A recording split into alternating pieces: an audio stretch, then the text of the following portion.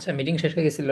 তো যেটা বলতেছিলাম যে আহ, যে আমরা এখানে এটা কেন বের করছি, মানে এই ফাংশনটাকে আমরা এ মাইনাস বি হোল স্কোয়ারের ফর্মে কেন নিলাম।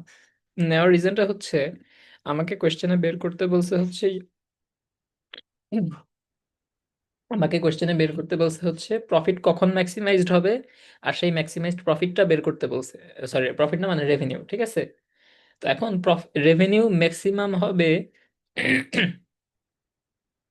রেভিনিউ ম্যাক্সিমাম কখন হবে, তখন এটা বের করতে হলে আমার দুইটা জিনিস লাগবে। একটা হচ্ছে ওই ম্যাক্সিমাম রেভিনিউ পাইতে হলে আমার কত ইউনিট সেল করতে হবে, অ্যান্ড সেই ম্যাক্সিমাম রেভিনিউটা আমার কত হবে, এই দুইটা জিনিস লাগবে, ঠিক আছে।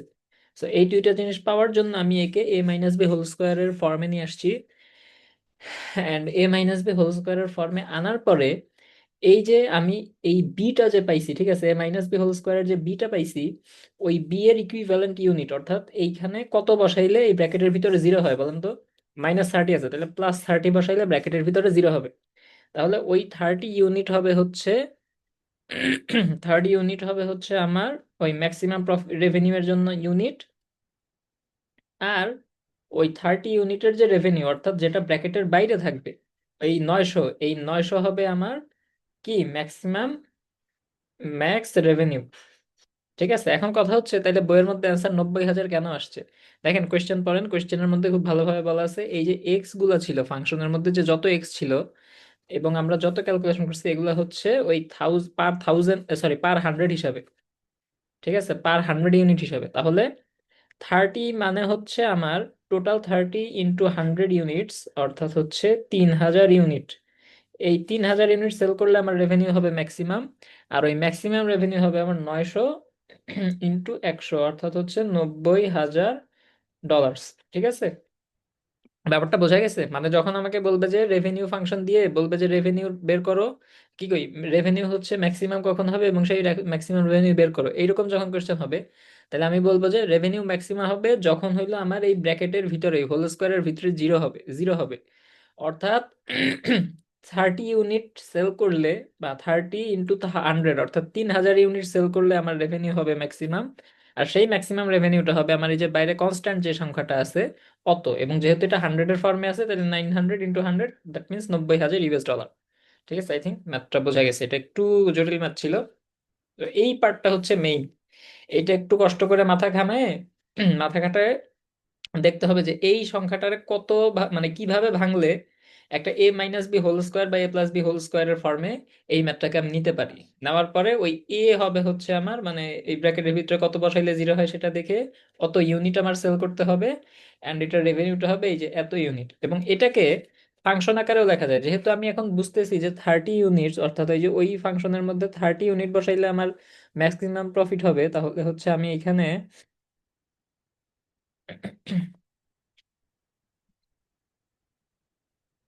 এটা বসাবো, দেখবেন 900 আসবে, যেহেতু 100-এর ফর্মে আছে। তাহলে ওই ম্যাক্স রেভিনিউ হবে আমার × 100, দ্যাট মিনস 90,000 টাকা। ঠিক আছে।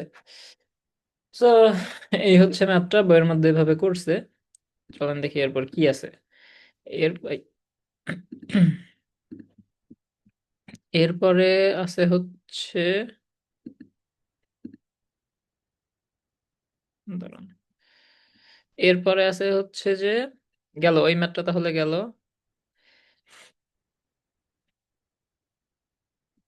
এরপর আমরা চলে যাব হচ্ছে এরপর মনে হয় আর তেমন কিছু নাই। এই যে এই ম্যাথটা আমরা এখন এতক্ষণ করলাম, করার পরে হচ্ছে এবার এক্সাম্পল 1.2.6, এখানে বলছে যে একটা ফাংশন, এটা হলো একটা লিনিয়ার ফাংশন দেখেই বুঝতেছেন, আর একটা হচ্ছে একটা প্যারাবোলা ফাংশন। এই দুই ফাংশনের ইন্টারসেকশন পয়েন্ট বের করতে বলছে, অর্থাৎ সোজা কথায় এই ফাংশন এই প্যারাবোলা আর, সরি, এই প্যারাবোলা আর এই লিনিয়ার স্ট্রেট লাইন দুইটা একটা বিন্দুতে ছেদ করবে, ওই বিন্দুটা বের করতে বলছে, গ্রাফ আঁকতে বলছে। এই যে দেখেন, সেম। তাহলে কি করবেন, হচ্ছে ফার্স্টে যদি গ্রাফ আঁকতে বলে এইটার গ্রাফ আঁকবেন। গ্রাফ আঁকার জন্য এক্স এর দুইটা পয়েন্ট লাগবে, যেটা ইকুয়েশন আমি সলভ করে পাবো। ঠিক আছে, ওভাবে করে করা যাবে। অথবা আরেকটা ইয়া হচ্ছে, যেহেতু আমাকে ডিরেক্টলি অত কিছু না বলে ইন্টারসেকশন পয়েন্ট বের করতে বলছে, ইন্টারসেকশন পয়েন্ট মানে কি, এইটা ইকুয়ালস টু এইটা হবে। রাইট, এই যে দেখেন লেখছে। তাহলে এই ইকুয়েশনটা আমি যখন হচ্ছে ওই যে ওইভাবে সলভ করব, তখন দেখেন এই যে 3 + -√17/2 এক্স এর দুইটা ভ্যালু পাইছি, অর্থাৎ এই প্যারাবোলাটা, এই যে এই প্যারাবোলাটা বা এই ইয়াটা, এই প্যারাবোলাটা এক্স অক্ষকে হচ্ছে এই যে এই দুইটা বিন্দুতে ছেদ করবে, হ্যাঁ। করার পরে ওদের মধ্যে ইন্টারসেকশন পয়েন্ট হইলো, আমি এখন এক্স এর ভ্যালু যদি এইখানে ইয়া কইরা বসায় দেই, আহ দাঁড়ান, হ্যাঁ, এক্স এর ভ্যালু যদি আমি হচ্ছে এই যে y = 3x, এই কি কই y = 3x + 2, যেটাকে f(x) দ্বারা ডিফাইন করা ছিল, f(x) মানেই তো y। তাহলে f(x) যদি y হয় এবং ওই y যদি 3x + 2 হয়, ওই x এর জায়গায় আমি যেই দুইটা ভ্যালু পাবো ওই দুই ভ্যালু বসায় দিলে আমি দুইটা মান পাবো। সেটা আমি করেই দেখি, এটা একদম ইজি ম্যাথ। ইকুয়েশন কোনটা বলছে? 3x + 2 আর x²। আচ্ছা, তাহলে আমরা ডেসমাসে বসায় দেখি। x², এটা একটা গ্রাফ, ওই যে দেখেন প্যারাবোলা পাইছি। দেন আরেকটা গ্রাফ, এটা হবে আমার একটা straight line 3x + 2, right, 3x + 2। দেখেন, আচ্ছা তাহলে এই যে এইবার দেখেন আসছে, আহ, আহ, এই প্যারাবোলাটা এক্স অক্ষকে দুইটা বিন্দুতে ছেদ করছে, এর মধ্যে একটা হচ্ছে খুব সম্ভবত, উম, আহ, একটা হচ্ছে এই যে জুম করে দেখতে পারবো আমরা, এরকম কোন একটা বিন্দুতে ছেদ করছে যেটা আমরা হচ্ছে ইকুয়েশন সলভ করে বসাইতে পারবো, হ্যাঁ। আর এই যে স্ট্রেট লাইনটা, এটা এক্স এই প্যারাবোলাকে একবার এই যে 0.56 আর 0.31 এই বিন্দুতে ছেদ করছে, এবং আরেকবার হচ্ছে ওই যে একদম উপরে গিয়ে এই বিন্দুটার মধ্যে ছেদ করছে, ঠিক আছে। আর এই প্যারাবোলার ভার্টেক্স হচ্ছে আমার 0, 0। এই যে দাঁড়ান, এটা হচ্ছে আমার 0, 0। তো সম্ভবত এটাই আসে। করে দেখতে হবে আর কি। তো করার প্রসেস তো জানি আমরা সবাই। সো ফার্স্ট অফ অল এই যে এক্স এর দুইটা ভ্যালু বের করছে, এক্স এর ভ্যালু ওয়াই এ বসায় দিলে আমি হচ্ছে যে দুইটা পাবো, ওই দুইটাই হবে কি আমার এই যে এই ইয়াটা পেয়ে যাব।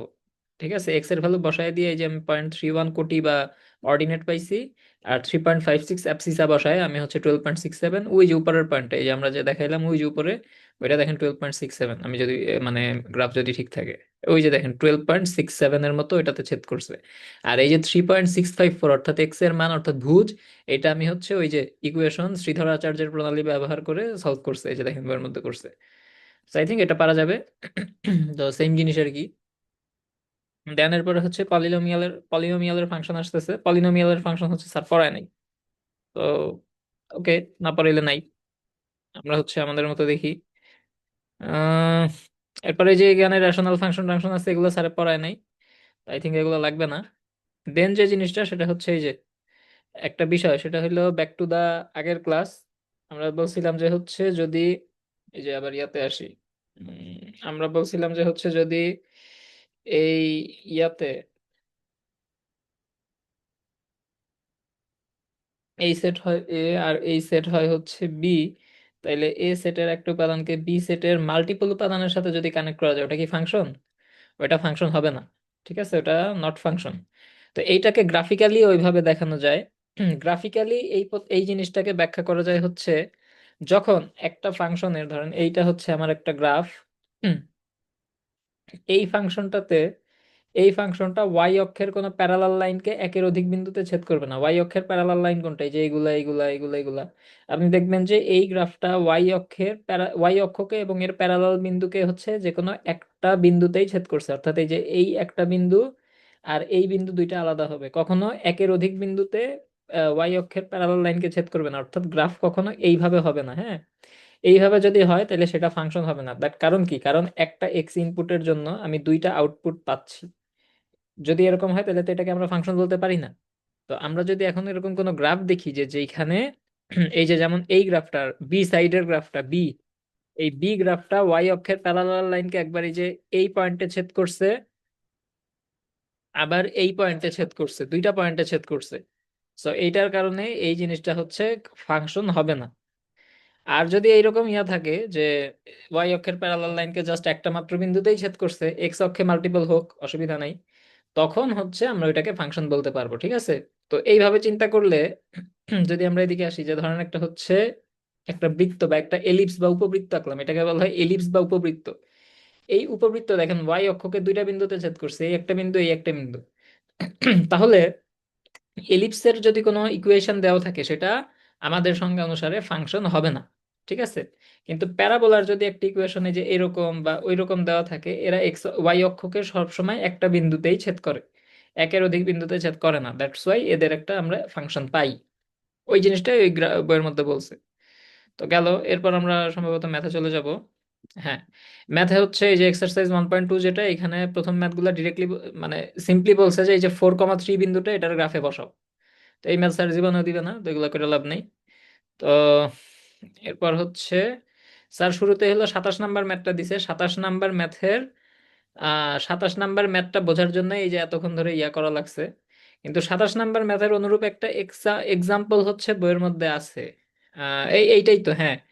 এইখানে একটা এইখানে জিনিসটা একদমই সোজা ছিল, কারণ ডিরেক্টলি একটা স্ট্রেট লাইনের ইকুয়েশন ফাংশন দিছে অ্যান্ড আর একটা হচ্ছে প্যারাবোলার ফাংশন দিছে। এই জন্য আমরা অত ঝামেলা না করে সরাসরি করে ফেলতে পারছি। কিন্তু অনুশীলনীতে 27 নাম্বার যে ম্যাথটা দেওয়া আছে, এই ম্যাথটা দেখেন একটা ইয়ার ম্যাথ, পিসওয়াইজ ফাংশন বা স্টেপ ফাংশন, ঠিক না? যে ভিন্ন ভিন্ন ডোমেইনের জন্য ভিন্ন ভিন্ন ভাবে ফাংশনটা ডিফাইন হচ্ছে।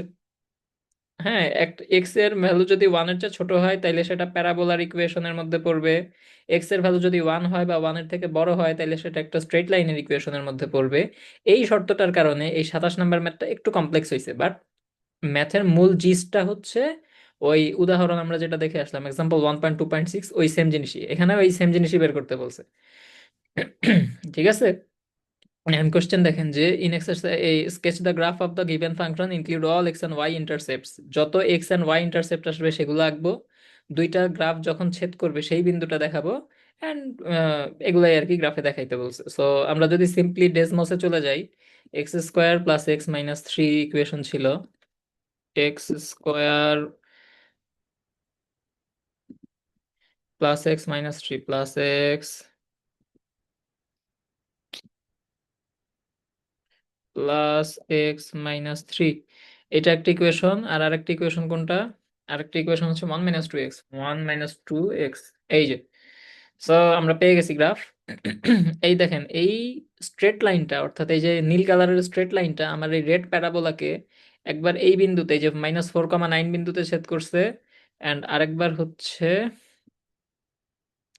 হচ্ছে এই যে এটা কোন বিন্দু, 1, -1 বিন্দুতে ছেদ করছে। ঠিক আছে, করার পরে যেটা হয়েছে, আর একই সাথে হচ্ছে এই প্যারাবোলাটা এক্স অক্ষকে এই যে 1.3,0 বিন্দুতে একবার ছেদ করছে, আর -2.3,0 বিন্দুতে আরেকবার ছেদ করছে। আর এই প্যারাবোলার ভার্টেক্স হচ্ছে -0.5 এবং -3.25। এখন এইগুলো আমাদেরকে ক্যালকুলেট করে করে বের করতে হবে, সূত্র জানি, সূত্র দিয়ে বের করতে হবে। আর আরেকটা ব্যাপার, যেহেতু কোশ্চেন আমাকে ইন্টারসেপ্ট বের করতে বলছে, এক্স ইন্টারসেপ্ট তো আমরা বুঝতেছি, এই যে এইখান থেকে এই জিরো থেকে এই পর্যন্ত হইলো আমার একটা এক্স ইন্টারসেপ্ট, জিরো থেকে এই পর্যন্ত হইলো আমার আরেকটা এক্স ইন্টারসেপ্ট। আর ওয়াই ইন্টারসেপ্ট হচ্ছে এই প্যারাবোলা ওয়াই অক্ষকে এই যে দেখেন 0, -3 বিন্দুতে একবারই, কেবলমাত্র একবারই ছেদ করছে। এবং এই মানে যত চলতে এই প্যারাবোলা যত চলতে থাকবে ততবারই ওই মানে আর কোনো দ্বিতীয় বিন্দুতে ওয়াই অক্ষকে এর ছেদ করতে পারবে না।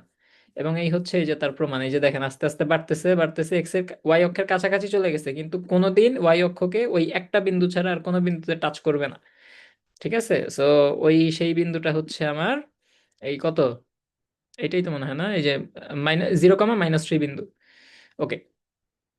সো এখন এই জিনিসগুলো আমাদেরকে গ্রাফিক্যালি তো যে দেখলাম, এইটাই আঁকতে বলছে, বা আঁকার আগে আমাকে বের করতে হবে। সো কেমনে বের করব? চলে আসি।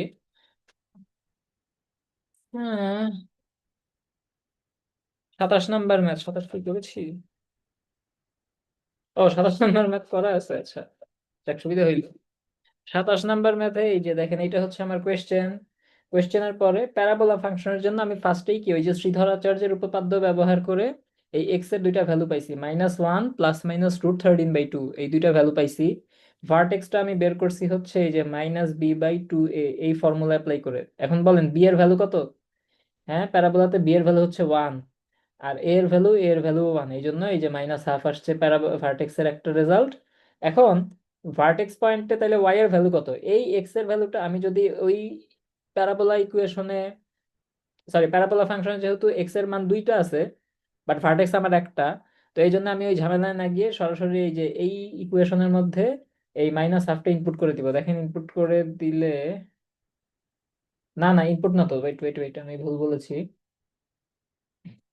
-13/4 থেকে আসলো? -13/4 আসছে হচ্ছে, দাঁড়ান ওয়েট,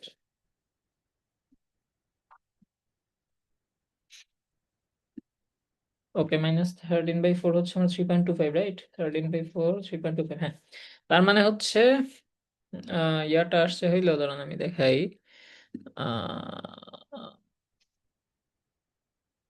13/4 কোত্থেকে দিল, কোত্থেকে দিল, কোত্থেকে দিল? হুম, দাঁড়ান। আচ্ছা, 13/4 হচ্ছে আসছে হচ্ছে ইয়া থেকে, আমি দেখাই। হুম, এই 13/4 নিচে হচ্ছে ধরেন আপনার এই যে b² - 4ac/b² - 4ac হচ্ছে আপনার এই যে 2a, এইখানে বসাইলে যে 13/4 আসে। এখন কথা হচ্ছে যে এই ইকুয়েশন আমাকে বলছে যে ধরেন এই একটা ইয়া প্যারাবোলা আর এই একটা হচ্ছে স্ট্রেট লাইন, দুইটার ছেদ বিন্দু বের করো, দুইটা ছেদ বিন্দু আসবে।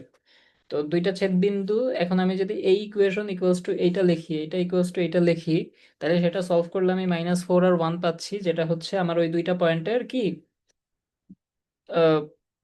অ্যাবসিসা বা ভুজ, ঠিক না? এখন এখন এখন হচ্ছে দেখি ডেসমোসে, উম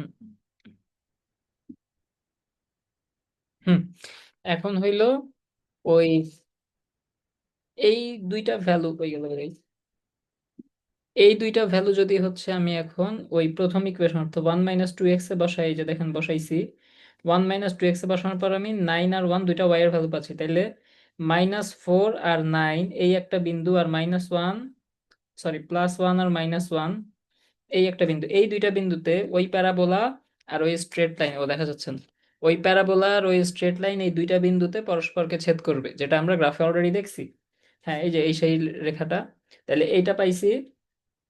এখন হইল গিয়া আমার এই এক্স ইন্টারসেপ্ট তো পাইছি, যে এক্স অক্ষকে ওরা কোন দুইটা বিন্দুতে ছেদ করছে, এই যে একদম শুরুতে বের করে রাখছি, ঠিক আছে? হ্যাঁ, এক্স ইন্টারসেপ্ট পাইছি, কোন বিন্দুতে ওই দুইটা গ্রাফ পরস্পরকে ছেদ করে সেটা পাইছি। এখন আমার দরকার হলো ওয়াই ইন্টারসেপ্ট, তাই না? ওয়াই ইন্টারসেপ্ট তাইলে 1 - 2x সমান যদি ওয়াই হয়, অর্থাৎ ওই যে f(x) ইকুয়ালস টু দেওয়া ছিল হচ্ছে ধরেন 1 - 2x, আর 1 - 2x সমান f(x) সমান যদি y হয়, তাইলে আমরা যদি ওই যে স্লোপ ইন্টারসেপ্ট মেথডে লিখি, তাহলে y ইকুয়ালস টু -2x+1। এটু হলো m এর মান, এটু হলো এই যে এই ইয়া যেটা, এটা হচ্ছে এই +1 যেটা, এটা হলো আমার এই গ্রাফটার জন্য, এই স্ট্রেট লাইনের গ্রাফের জন্য y ইন্টারসেপ্ট। দেখেন, আমরা স্ক্রিনে আসি। হ্যাঁ, এই যে এরকম আর কি আসবে। আচ্ছা, হুম, ওয়েট,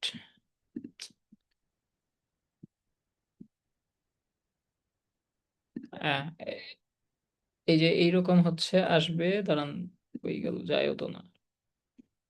হুম, এরকম এগুলো আসবে। এখন কথা হচ্ছে যে ফাইনালি আমরা এই যে এইরকম একটা গ্রাফ পাবো। এখন কথা হচ্ছে এই গ্রাফের এই প্যারাবোলার উপরের অংশটা কই গেল, ঠিক না? এই জায়গাটাতেই আসল প্যাচ, এতক্ষণ ধরে যেটা করলাম এটা অলরেডি আমরা ওই যে আগের ম্যাথটাতে দেখে আসছি। এখন এই জায়গাটাতেই হচ্ছে আসল প্যাচ, যে এই ইয়াটা কই গেল, এই জিনিসটা ওই যে শর্তের কারণে বাদ পড়ছে, বুঝছেন? শর্ত কি? যে প্যারাবোলার ক্ষেত্রে এক্স এর ভ্যালু সবসময় 1 এর থেকে ছোট হবে, ঠিক আছে? এই যে দেখেন 1 পয়েন্ট হচ্ছে এই যে এইটা, এইটা হলো 1, এই 1 পয়েন্টের উপরে আমি এক্স এর ভ্যালু কখনো উঠাইতে পারবো না, হ্যাঁ। অর্থাৎ এদিকে গেলে 1.2, 1.3, 1.5 এগুলো হবে, এইগুলো হইতে পারবে না। কাজে উপর থেকে এই প্যারাবোলার যত ইয়া কোঅর্ডিনেট আছে এটি বাদ।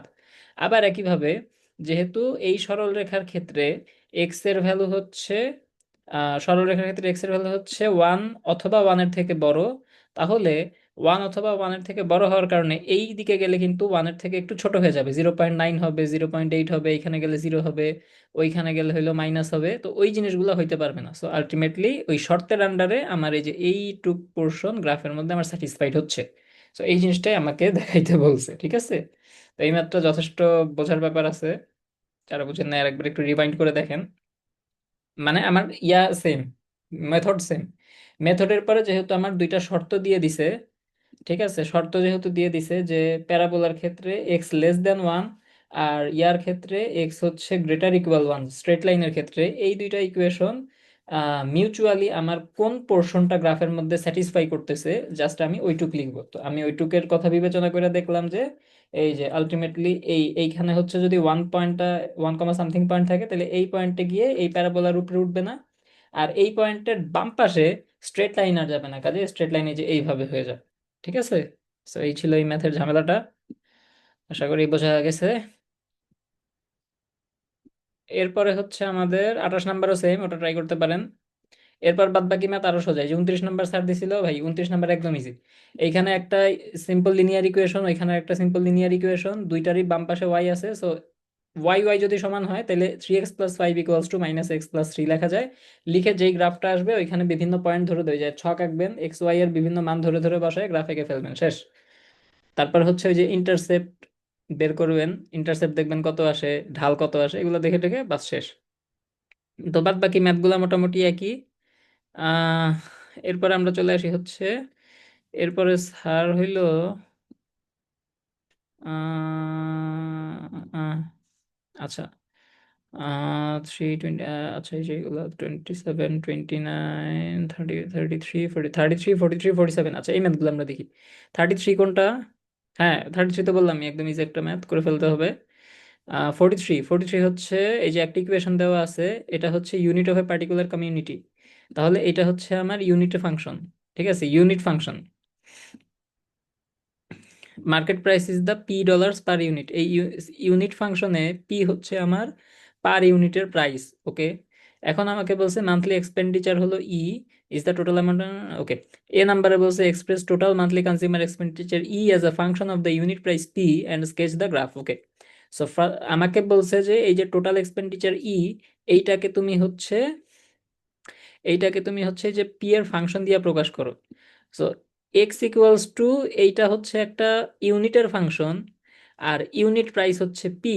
তাইলে আমি টোটাল এক্সপেন্ডিচার হিসেবে কি লিখতে পারি? Unit into unit price, right?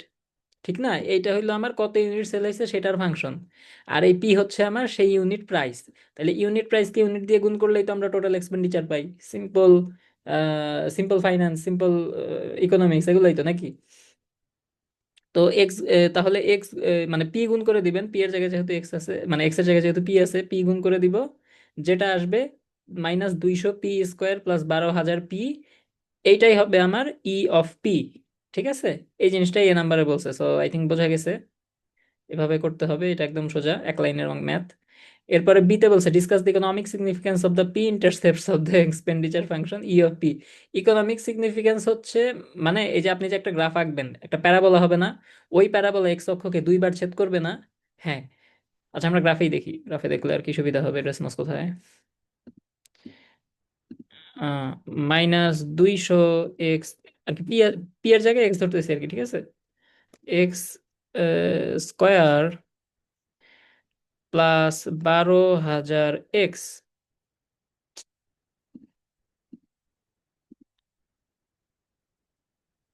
আচ্ছা, এটা ইয়া হয় নাই, দাঁড়ান।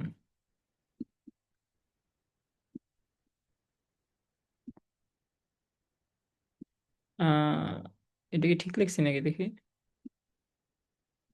-200 পি স্কোয়ার +12,000 পি, এরকমই ধর, -200 এক্স স্কোয়ার +12,000 পি। তেমন আসলো কেন?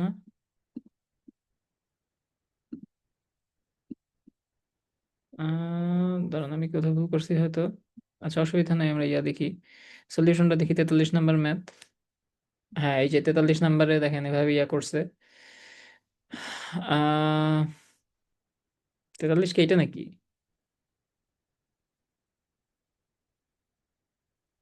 নাকি 44 ছিল এটা? আচ্ছা 43, তাহলে সিক্স, ও ও ও ও 60 কই পাইছে? 60 পাইছে হচ্ছে এই যে এখান থেকে 200 কমন নিছে, কমন নিলে দেখবেন এইভাবে চলে আসে, ওইটা কোনো ম্যাটার না। বাট কথা হচ্ছে যে ইকোনমিক সিগনিফিকেন্সটা বলি, মানে এইটা যে হচ্ছে এক্স অক্ষকে দুই বিন্দুতে ছেদ করছে, হ্যাঁ। কই গেল? এই যে এক্স অক্ষকে এই যে 0 বিন্দুতে ছেদ করছে, আর একটা হলো 60 বিন্দুতে ছেদ করছে। ঠিক আছে, এইখানে ছেদ করার কারণে আমি বলতে পারি যে এই যখন আমার ইউনিট জিরো তখন সেলস জিরো।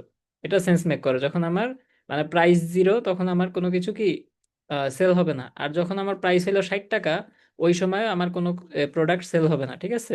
এই জিনিসটাই হচ্ছে আমার ইকোনমিক সিগনিফিকেন্স, এই যে এখানে বলে দিছে। ওকে, এরপর আসতেছে হচ্ছে সি নাম্বারে বলছে যে ও সম্ভবত ম্যাক্সিমাম এক্সপেন্ডিচার বের করতে বলছে।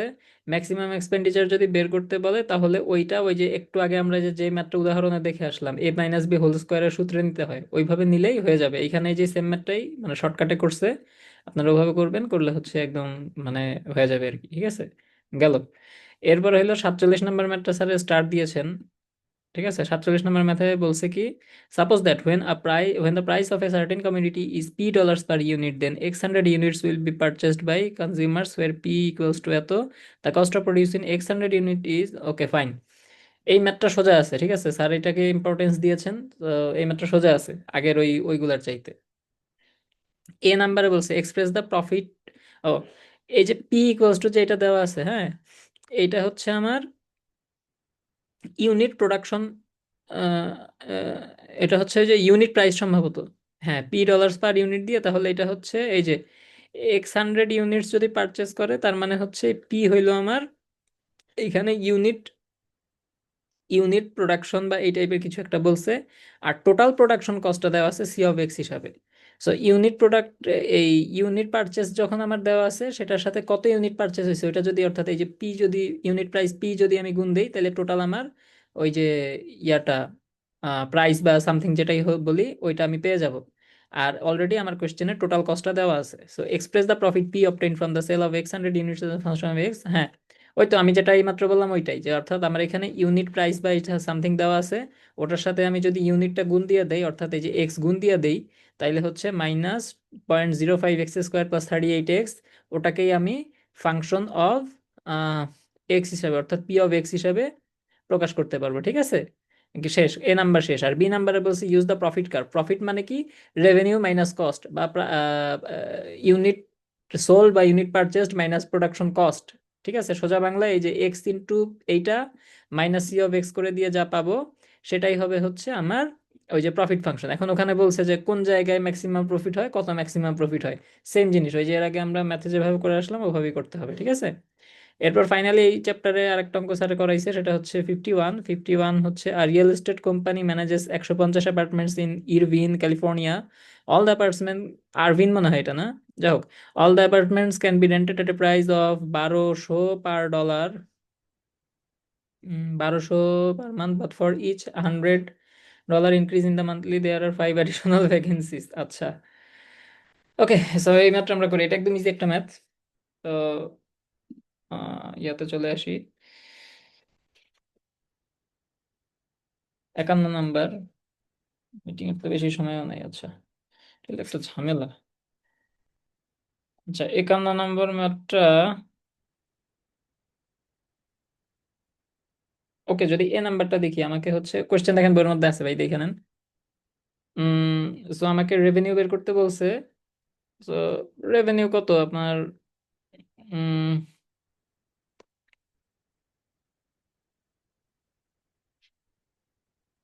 রিয়েল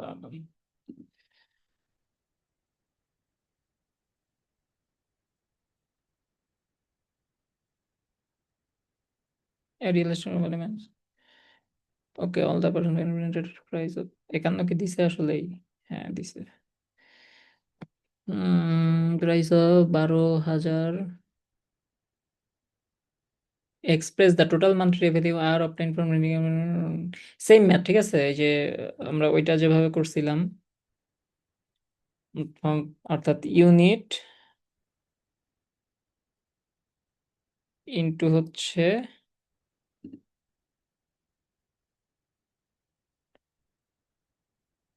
ওকে, ইউনিট ইনটু হচ্ছে ওই যে ইউনিট প্রাইসটা, ঠিক আছে? ইউনিট ইনটু হচ্ছে ইউনিট প্রাইস। সো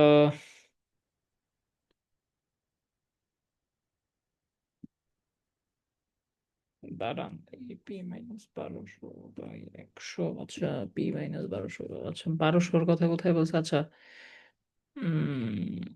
ওকে,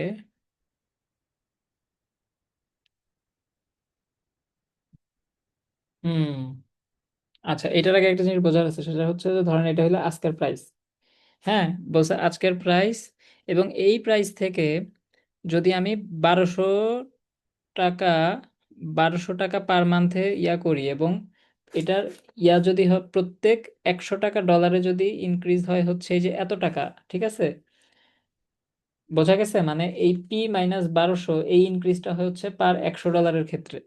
ওকে, তখন হচ্ছে total monthly revenue R obtain from renting apartments as a function of the monthly rental price p for each unit. এখানে কি আমার ইয়া দিছে? উম হুম, তাহলে 150টা অ্যাপার্টমেন্ট টোটাল ইউজ করছে। তো 150টা অ্যাপার্টমেন্ট যদি ইউজ করে, 150 মাইনাস